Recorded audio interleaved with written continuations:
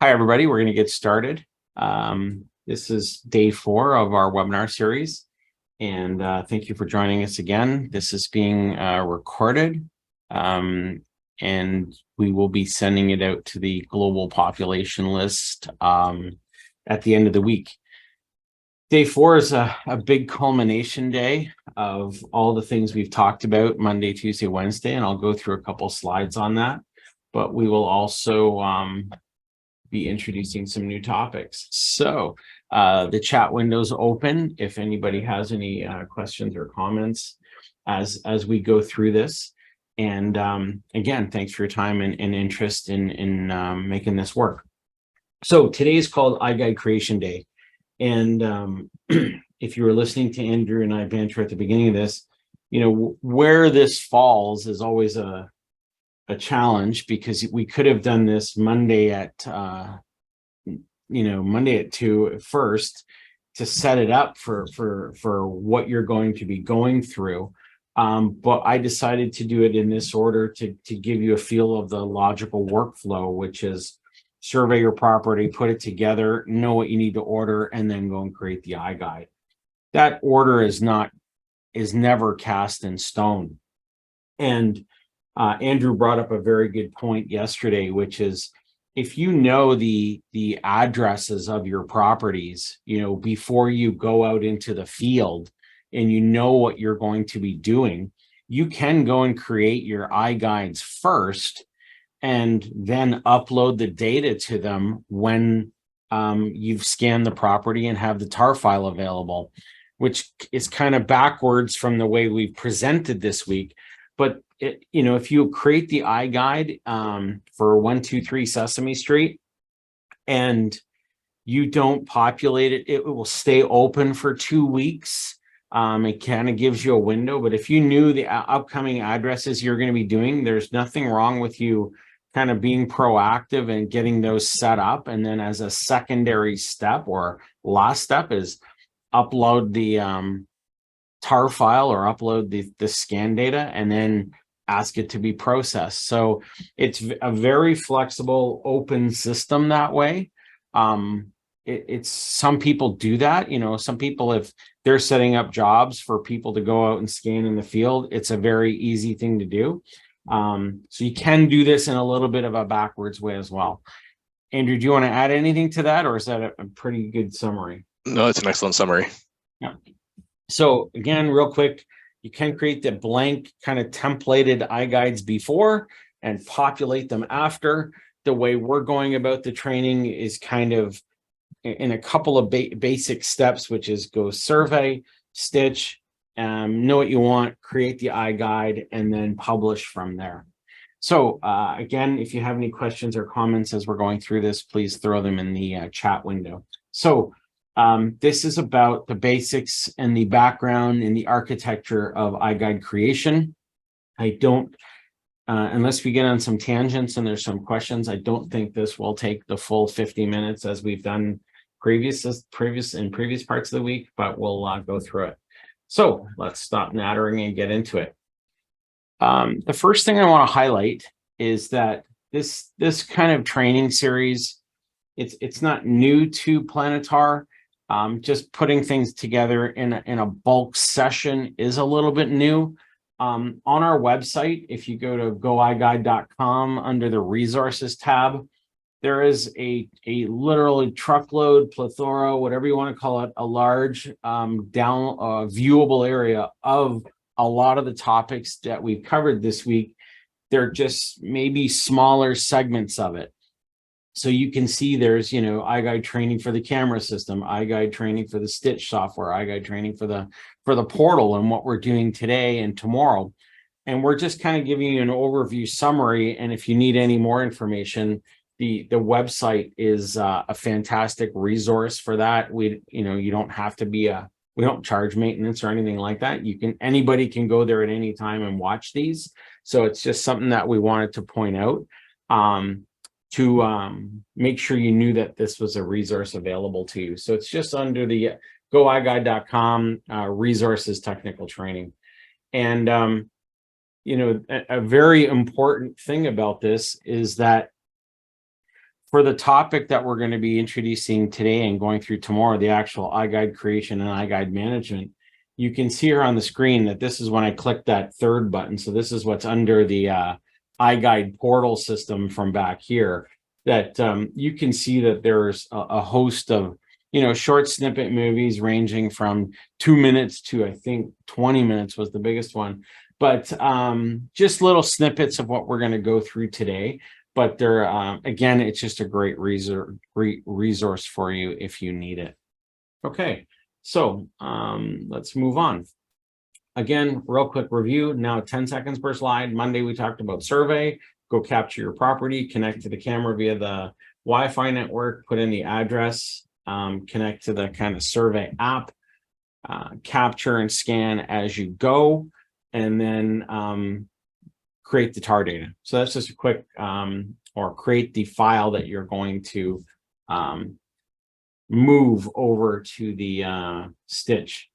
I can see Kelly just joined us and she missed me promoting all of her wonderful content. So I'll have to do that after. On day 2, we went through Stitch, which we covered off a couple of other things like aligning your data, communicating, and then compiling all of that into a single tar file.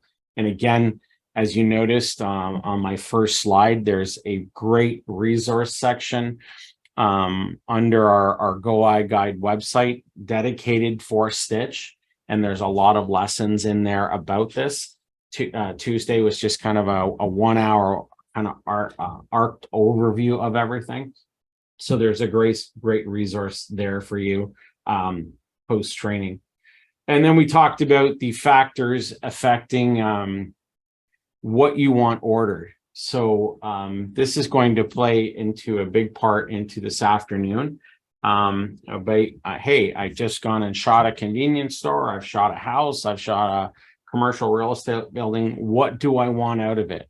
I want a drawing. I want a floor plan. And the permutations of that is obviously setting up an order form to us and our deliverable contract to you, but it also affects the pricing of what you want delivered. So we spent an hour on that yesterday, had some great discussions around that, introduced radexes to a few people that reached out to us after that hadn't heard of that or didn't know that was an option for things like midway construction or construction monitoring throughout the process. So again, just a very quick overview of what we've gone through so far this week. So again, if we kind of timeline everything out, you'll notice that we're here where we've got a compiled tar file. We know what we're going to purchase. And the next step in this process is obviously creating an iGUIDE. And that's what today's about. However, before you can create an iGUIDE, there's one small mini step that you do need an iGUIDE account. And anybody who has purchased a camera, we have some, you should have been notified via email on how to create your account. If you have any struggles, again, there's a portion of that technical training on how to create your account, because you will need a unique login and password. And we will not create a user account. We will make sure we get you configured that way. So you can reach out to us, and maybe Andrew, if I said something wrong there, let me know. It's okay. I think Kelly jumped in there real quick. Okay. So just make sure you're going to need to make sure you have your account in order to create an iGUIDE. And the reason that this is done this way is so that you as an individual can only see your properties or your company's properties. So it's very important that you do that, because you kind of can't create one without it. So the email. Yes. So so Andrew just put something in the chat window, very important. The email you use when you purchase the camera will receive an email inviting you to the portal. So again, that's a really important point, Andrew. Thank you for pointing that out, because oftentimes a purchasing agent will purchase the camera, but that's not typically the account you want to use. But they can send that, they can forward that email and then have the person create the account accordingly, correct? That's correct. Yeah, I was just getting over a cold, so a bit of coughing. I muted myself. The one of the things too you'll notice is that a company may purchase several cameras, and so the one person who purchases these cameras, they'll be the main account holder, but they can have their staff have their own accounts, and they're called sub accounts. And so they'll be able to create iGuides, edit iGuides, like they would if they had purchased their own, even if they work for someone else who owns all of these cameras. Right. So again, there's some great training materials on the website. If you need any, or if you need any help with that account creation, let us know. But you definitely need one in order to create these types of iGuides. Okay, so let's continue on. Question is, what is an iGUIDE? And again, this is a very high level. You should be aware of it from your sales process or why you bought it. But you know, an iGUIDE is a collection of the projects you've scanned. It's a communication tool to Planetar Drafting and our communication tool with you on what we deliver to you. And a lot of that happens, most of it happens, other than the email exchange, it all happens in the cloud. So, you know, if somebody bought the camera for you and you didn't know these things, and you've heard us say iGUIDE probably 50 times this week, an iGUIDE is just a cloud service that we communicate, upload, view everything in. It's the backbone of what we do here at Planetar. And you're going to be creating these folders and projects of your properties in your login in your portal. And if there's any questions around that, that should be very high level. That shouldn't be new to anybody, but it's the way it is, or that's what the product is. So I'm going to just start off at the very high level. If you are creating an iGUIDE, let's talk about what you're responsible for. You're responsible for creating and managing your projects. You're creating who has access to your projects. Who do you want to share your projects with? And do you want the world to see your data? And there's a lot that we can uncover with that last statement, because whether you are in construction or real estate or insurance or a variety of other markets, exposing your data is obviously sometimes very popular or sometimes very negative. And you must know that when you're creating iGUIDEs, that there are choices you make that affect the visibility of your data. And that's one of the topics that we're going to be talking about today when you're creating your iGUIDE. So you're, you know, as an iGUIDE administrator, and I know we're talking a lot here at the high level, it's just some of the things that you have to be aware that you're responsible for. Okay, so let's just go through this a couple more slides, and then we're going to actually go create one. So it's again a cloud service. It's something that how you're going to interact with us. Whenever you are uploading to the portal, whenever you're uploading your tar file and creating this data, it's all encrypted. The way we store it, it's encrypted. So we want to give you an assurance that your data always tight and secure. And then let's just discuss what's involved. So we're going to a couple of things that we've already checked off. We've already checked off the blue box. What is a tar file? It's the compiled thing of everything we scan. We've checked off the green box of what do we want to order.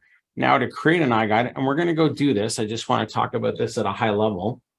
We're going to have to answer the question of what industry is it in? So again, if you're in residential real estate, you're going to pick residential. If you are in scanning things for construction or commercial, you're going to pick the commercial property. And the main reason for that is to set up the right security protocols and make sure that you know what you're selecting. So we need an industry type, we need an address. So you're going to always have to know, we tag it what address we're going to be putting it on. So you need to know if it's 123 Sesame Street in Waterloo, Ontario. And very basic. Those are the 4 things you have to do. There are a couple of other options called banner and user people control. So you can actually, at the time you create the iGUIDE, you can assign people to other or add other email addresses in terms of visibility. So that's, again, something we're not going to take a deep dive into today. There is some information on the portal, like we said, or on the website under resources that talk about that a little bit more. Plus the iGUIDE itself highlights a lot of information in there as well. The banner is something that Andrew and I spoke a long time about yesterday, and it's something that may have a little bit of flavoring towards real estate agents, but we feel anytime anybody's sharing data, this is something that you will probably want so that the receiving party knows it was done by company XYZ. So I'll give an example. If you're a remodeler out there and you were going to share your iGUIDE with someone so that they could measure up drywall or studs or know where the plumbing's going to go, or a convenience store person that wanted to share it with somebody bidding on a restoration project, you can actually put as a banner that, kind of give you a visual identification that this is the company that created this. This is who we are, give you an opportunity to brag about yourself and make it more of a personalized experience. So those are the things that we're going to have to answer. And again, we're making this a long drawn out process. In reality, it's often click, click, click, click, click, upload. We're just talking through all the different options here. Okay, once you've answered all those questions, we're going to say upload, and let's be realistic. What happens when you press that upload button, or in order to say yes, go create the iGUIDE? It creates a work order and a set of instructions for us that there's your property, there's the address, there's what I want done to it. I want to create a DWG file out of it. I then need a 3D tour out of it. And then there's a lot of things that happen in the background. It creates a unique URL for the property, so you're going to be able to share it and kind of reserve it for you that way. So there's a lot of things that happen, and then the next weird thing happens is you have to wait, and that's something that we have to talk about because it's the reality of doing what we do. You press upload and you wait. Now the question is, how long do I wait? If you just have a Radex property, so you've scanned, you don't want anything drafted, you might be waiting 10 minutes before that property is ready to be viewed.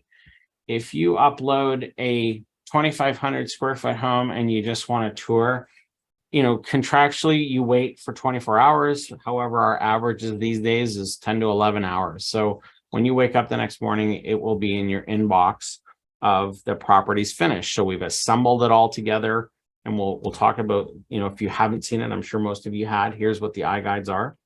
We'll just show you an example, but you wait. The other wait component is if you upload $100,000 square foot facility and you want a drawing file, that wait is obviously 3 to 5 days or longer. Just because of the volume and the size and the amount of time it takes to draft. So, and all of those things are asterisked on the notes when you get into it.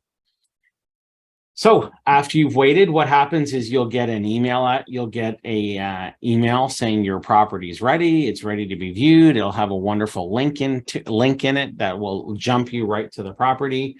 And then the property will appear as a list on your iGUIDEs. From that point, you can download and distribute your data, and you can get the DWG files, your ESX files, whatever you've ordered. You can do a bunch of stuff.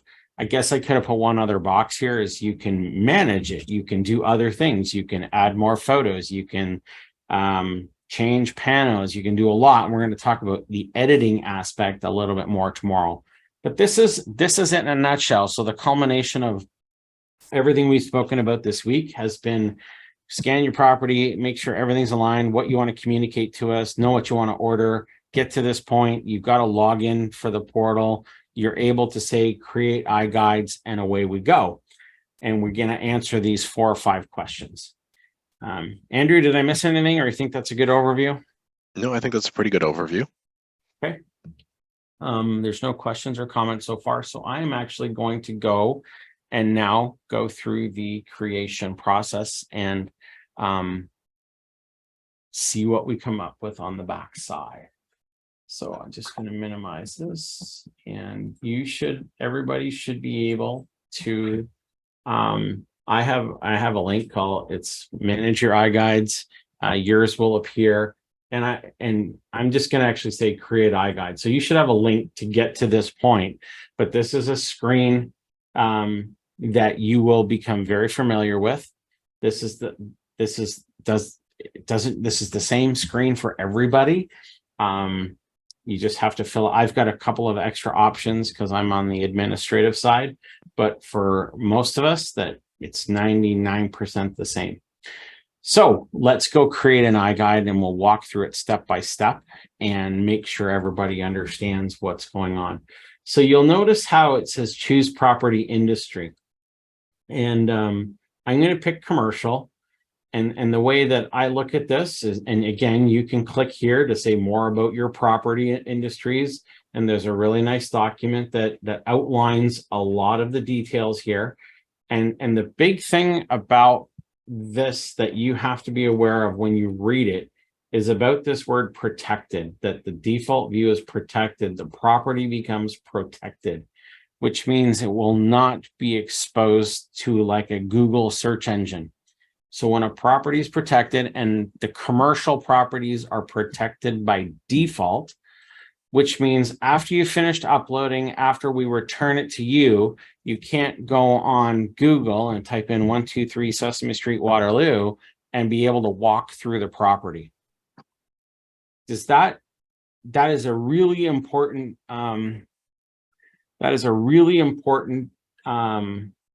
designation here, and keep in mind, and thank you to Kelly for pointing that out, that the insurance industry, so IRC, you'll see on that list that IRC also defaults to protected by default. Residential is not protected by default. So if you upload to that and you don't change it on the back end, it means if you've scanned a property and you type it in, you will see it on Google. So you have to be really conscious of making sure that that pick is correct. If you pick accidentally wrong, you can change it on the other side. It's just, this is the default condition that you want it created in. So we're going to say we want to create a commercial property. So the opposite may be true. If any of you are real estate agents on there as well,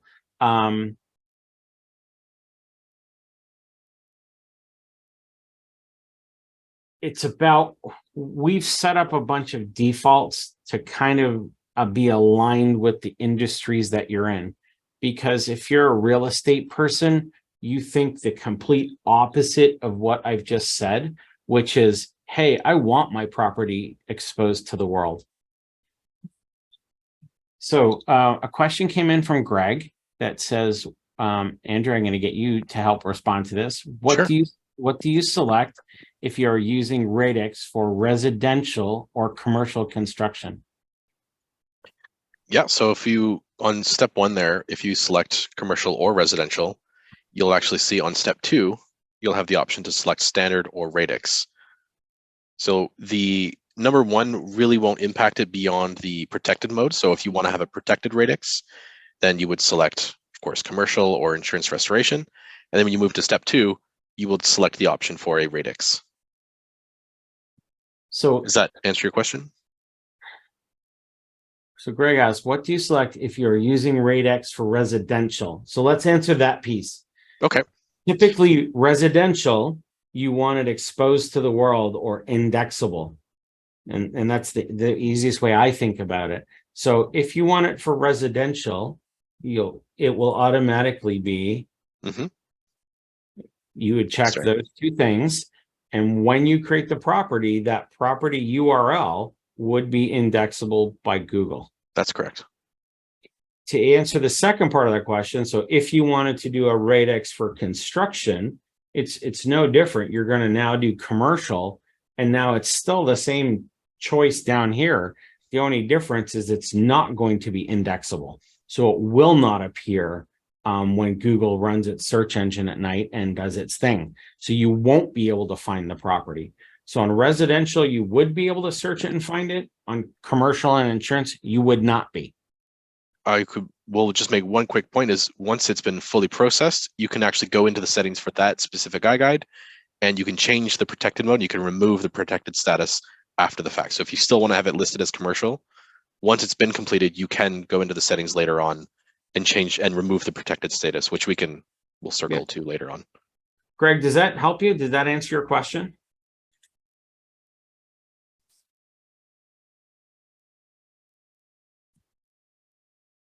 Doesn't auto scroll for me. Okay, great. So I know there's documentation on there, and the team's done a great job under that property industries link of itemizing and definitely describing what all those do. But like everyone, I don't click on things to read about them. I just fail forward. But it's really important you understand that what's going on with that protected mode. And there's a big differentiator there between residential, commercial / restoration. So to make it easy, if you really want to get into it and you're not just a real estate agent, I think you should just pick commercial for the bulk of the people that we invited to this. And I think your life will be easy. But again, if there's any other questions about that, you can ask here or contact us after. There's some additional content on the website as well. So you choose your industry, choose your property industry. You then choose your iGUIDE package. So again, I have a few options that you guys do not, but here are the three main options that we talked about yesterday: standard, premium, or RateX. So I'm going to just say premium, just for fun. And you will notice that as you change those options, there are a couple of these things will automatically turn on or off based on what you pick. So I want a premium because, as we talked about yesterday, with premium, I want things like washing machine or gondolas in a store or shelving or toilets or whatever. You're getting those extra objects that are going to be drafted for you. And if you want DWG files, there's even more on the premium side, such as room labels and things like that. But that's all documented on the website. We went through that in pretty good detail yesterday. But again, here they've done a great job on the website itself, is that if you click standard versus premium, you can actually see what the difference is. And that was one of the screenshots that I put in the presentation yesterday. And here's where you'd select your add-ons. So here, if I wanted a drawing file, it's giving us a little warning saying enabling this add-on basically is putting it in the queue to be done. But if I say enable, I do have to specify what units I want. And this is really important for anybody interested down the road of getting drawing files or DWGs file that we talked about yesterday. If you hit not yet here, just fair warning that nothing will be drafted for you until you answer that question. Meaning you will get your standard package, your standard iGUIDE standard or iGUIDE premium. You'll have the PDF files and all the things we talked about, but the DWG file component will sit there in the queue until you say, I would like an imperial version of that drawing, or et cetera, et cetera. So I'll just say request DWG and it's checked off from there. I'm just fair warning, lessons learned, that a few people have hit not yet, and it sat there for a lot longer than they anticipated because they forgot to go back and add it, and it will just sit there. I have an option here for test iGUIDE because I'm on the inside, so we're not going to be billing this to anybody, or it's non-billable content. So we've answered kind of the first two things, kind of one new one, which was the security one old one from yesterday, which is what you want ordered. And then we have to answer another new one, which is enter a property address. So again, this is where you're going to need to know the facility that you're going to be, the address of the property that you're going to be documenting. I guess I could have just done it here as well, right? 560 Parkside. That's our wonderful office in Waterloo, and I'll just put unit 1. Now I'm going to do this just because there's a lot of people that use 560 Parkside. Rob Best, and I'll hit select, and that essentially is going to become the one of the attributes naming of our file. Now, so you have to put an address, and it has to be, you'll see it on the map, and make sure it looks correct of where it is. That's an important variable. And then this agent branding comes into play. This agent branding, while the verbiage may be a little unfairly skewed towards real estate, meaning a sales agent or things like that, think of it as my company branding. So if I'm, Joe's remodeling shop, then I can put in that any branding I want. So anybody that I send my floor plans to, anybody that I share the iGUIDE with, they will see that information as part of the deliverables. So I'm just going to I can quickly go through some of the things on here. You can create a banner, and I'll show you an example, a property of one of those banners in a second. I won't fill it out now.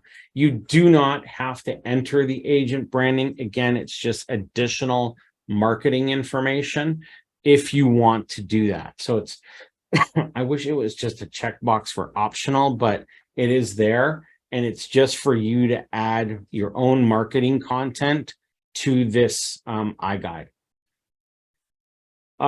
Again, we're gonna skip over another part here, which is people. At this point, when you're creating the iGUIDE, you can also add additional email addresses or people that you want to be allowed to edit, view, or automatically receive the data from. If you imagine that there's a lot of people, real estate photographers, that do shoots for multiple agents, that they can just set it up, and once the property is done, it automatically goes to that person without them being involved.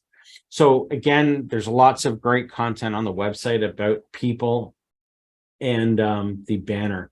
Andrew, is there anything you wanted to add there, or is that pretty generic overview? No, I think the generic overview is perfect for now. Okay. So I'm going to do one last step here, which is we have to upload the data. So this goes all the way back to Tuesday. At this point, we can upload or go find our tar file. So I'm going to just go and use the little demo property that I created this week. And there it is. And you see it kind of spinning. And yeah, I've been doing multiple properties. It'll tell you if there's already embedded things in there. So, and then I'll just say this belongs to this.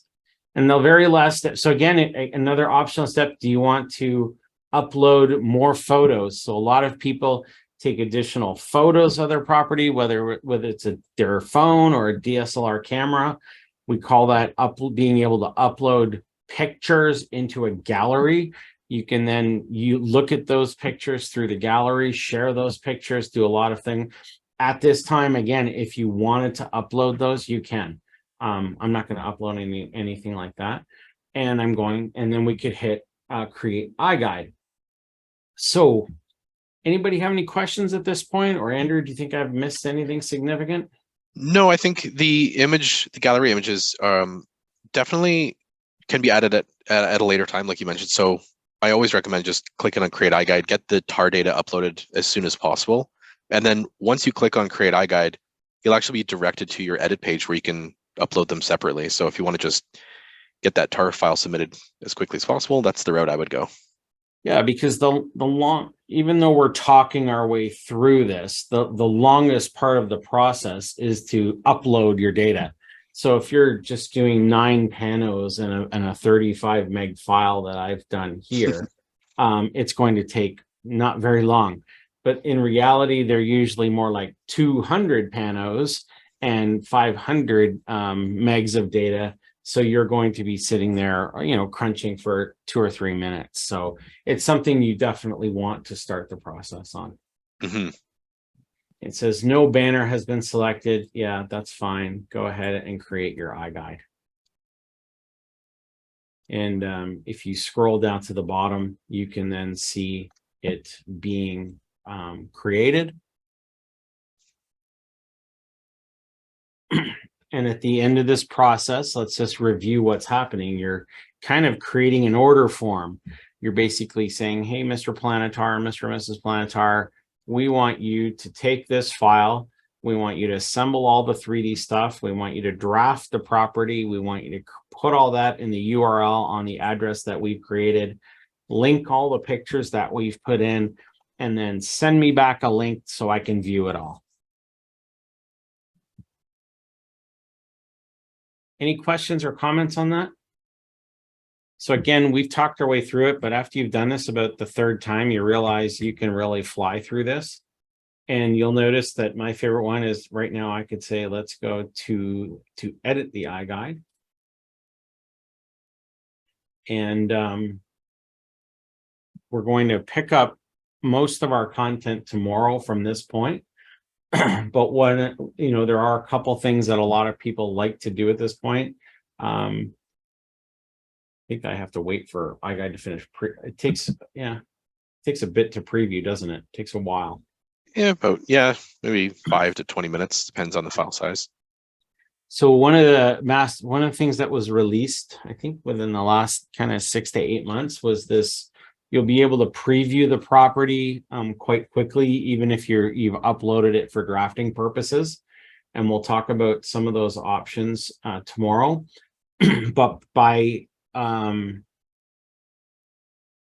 selecting that commercial thing, you have to safely say that right now, when you're finished, the world will not see this, that it will be locked kind of to the world until you want to do other things with it.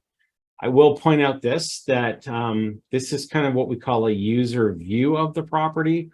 And what we're going to show you tomorrow about the iGUIDE management is being able to duplicate these and then edit them and do things like hide panels or hide regions of the building, and just do a little bit more with it. And we're going to talk about the interface now that this is uploaded.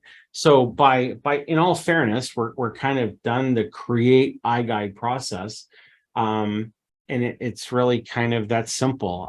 We didn't need to drag it out for 40 minutes, but there's a lot going on and a lot of options. And hopefully everyone's seen that, wow, as long as I get my tar file done, which is the hard part, I know what I want to order in terms of a 3D tour, a Radex, or a what drawing package. All I really have to do is say commercial property, what is the address, upload. And that kicks off everything. And a lot of those parameters that you may have created up front can always be changed on the back end. We can update gallery pictures later. We can change configurations. We can do a lot of things. And that's what tomorrow's webinar is all about. Andrew, do you have anything else to add, or at a high level, we're good? I think at a high level, we're very good. I'm tempted to get into the nitty gritty, but I'll leave that for tomorrow or a Q&A webinar that I'll host in the near future, I'm sure. All right. So yeah, thank you for that. Because again, it's just there are a couple new users on here. This has all just been about the basic, how do I now create? And I just wanted everyone to understand what happens when you say create iGUIDE.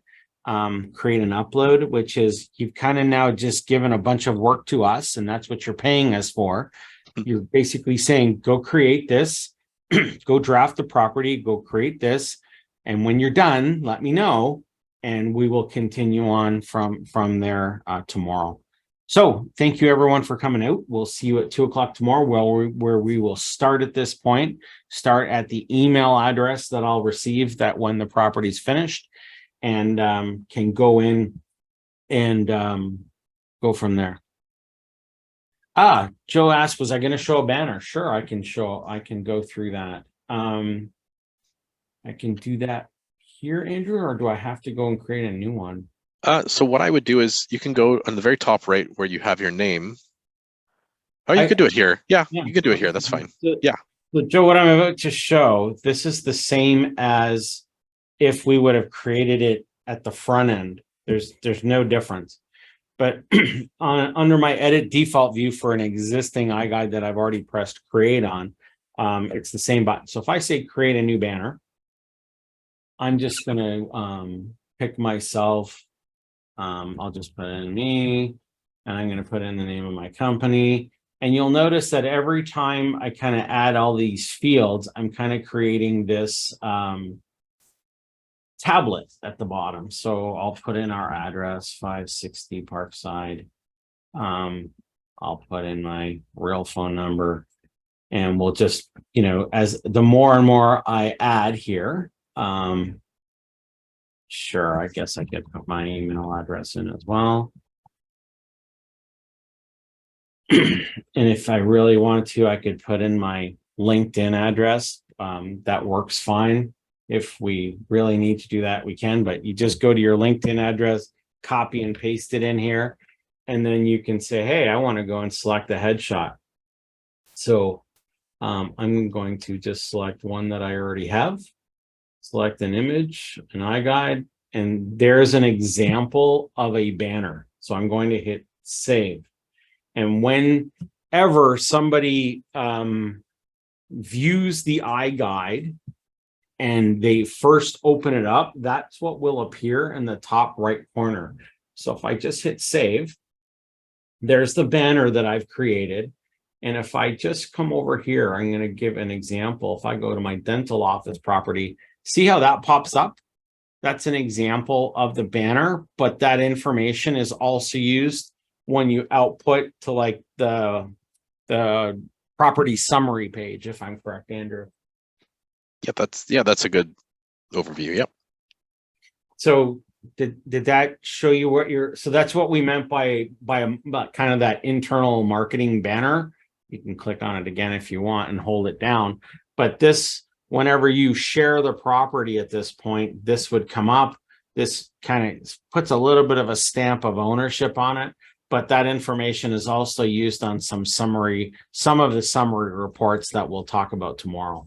So once you create that once, you know, your data is kind of local, and then you can just use that, you know, just put that in all your iGUIDEs. It helps you from a marketing perspective. So you can see how, while we may use some of the verbiage related to real estate, you can see it's just really about bragging about yourself and putting your stamp on the data of who created it and who owns it. So I think it's just a pretty simple way to manage your properties and get it out there. Did that answer your question, Joe? Is that good? You'll have to put yes or no in the yeah. Excellent. It's a great form of marketing for sure. Okay, excellent. Well, we managed to drag that out to be 45 minutes long. That's great. Thank you everyone for showing up. Again, this is again, as Andrew mentioned, this is just kind of, we want to scratch because there's so many other things we can do, but we wanted this to leave this contained as, you just have to realize right now there's a bunch of work going on. Servers are kicking in, drafters are waking up to go and grab my property and draft it for me. And then when we come back tomorrow, we'll have an email of, here, your property's done. And then we will talk about all the different things we can do to manage it, share it, and go on from there. So if there's no other questions, thank you for joining us. Hopefully this has been informative and you've got a little bit of a high level overview. And again, there's a lot of great content and short videos on the Go iGUIDE website. So please visit there as well in the meantime.